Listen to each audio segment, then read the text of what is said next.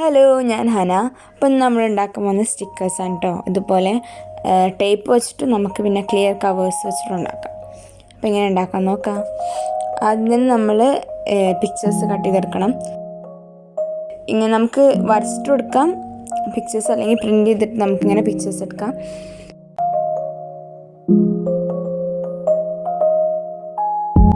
ഞാനിവിടെ ചിലത് വരച്ചിട്ട് കാണിച്ചു തരാം. അത് നമ്മൾ ഷീറ്റിലേക്ക് നമ്മൾ വരച്ചെടുക്കുക നമുക്ക് വേണ്ട പിക്ചർ.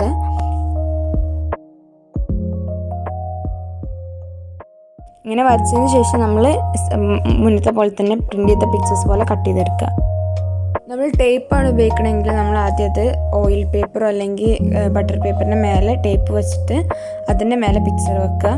ഇത് ഞാനിവിടെ ക്ലിയർ ബുക്ക് കവേഴ്സിൽ അതുമേ വെച്ചിരിക്കുന്നത്. അപ്പോൾ അതുമേ ബാക്കിൽ ഓൾറെഡി പേപ്പർ ഉണ്ട്. ഇനി പിന്നെ അതിൻ്റെ മേലെ കൂടെ നമ്മൾ വേറെ ഷീറ്റ് എടുത്തിട്ട് സ്റ്റിക്ക് ചെയ്ത് വെക്കുക. ടേപ്പാണെങ്കിൽ വേറെ ടേപ്പ് അതിൻ്റെ മേലെ കൂടെ വെക്കുക. അപ്പോൾ ഇതുപോലെ നമ്മൾ ഒട്ടിച്ച ശേഷം നമുക്ക് ഇനി അത് കട്ട് ചെയ്യണം. കട്ട് ചെയ്യുമ്പോൾ നമ്മൾ കുറച്ച് ഗ്യാപ്പ് വിട്ട് കട്ട് ചെയ്യുക. ഇത്രയല്ല, കുറച്ചും കൂടി ഗ്യാപ്പ് വിട്ട് കട്ട് ചെയ്യുക.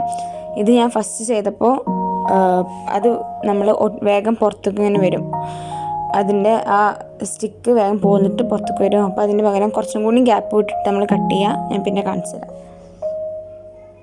ഇതുപോലെ നമ്മൾ ഗ്യാപ്പ് വിട്ടിട്ട് കട്ട് ചെയ്യുക.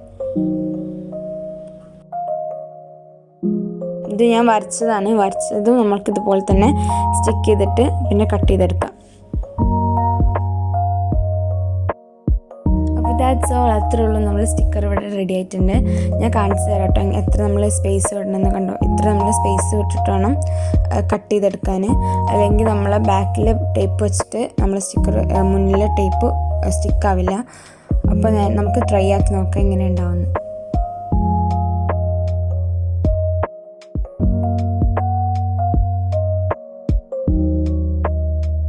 That's it. നമ്മളെ DIY സ്റ്റിക്കേഴ്സ് റെഡിയായി.